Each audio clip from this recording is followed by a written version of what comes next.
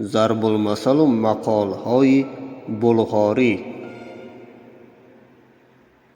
زخمی بدترین شفا دارد اما سخنی بدترین نه. در حاکمیت نابینایان یک چشمه شاه است.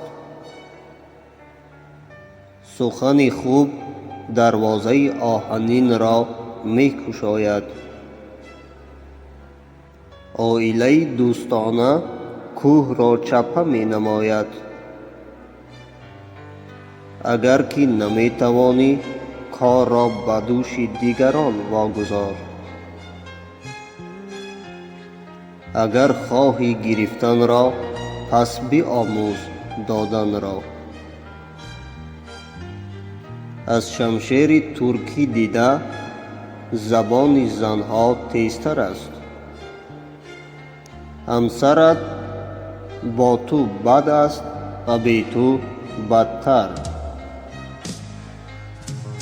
وقتی که به عروس نظر میکنی به مادرش هم نظر کن. کسی که همسر خود را میزند همچنان است که سر خود را میزند. کسی که شروع نمی کند به اتمام نمی رساند. کسی که آرامانه حرکت می کند به دوری های دور می رسد.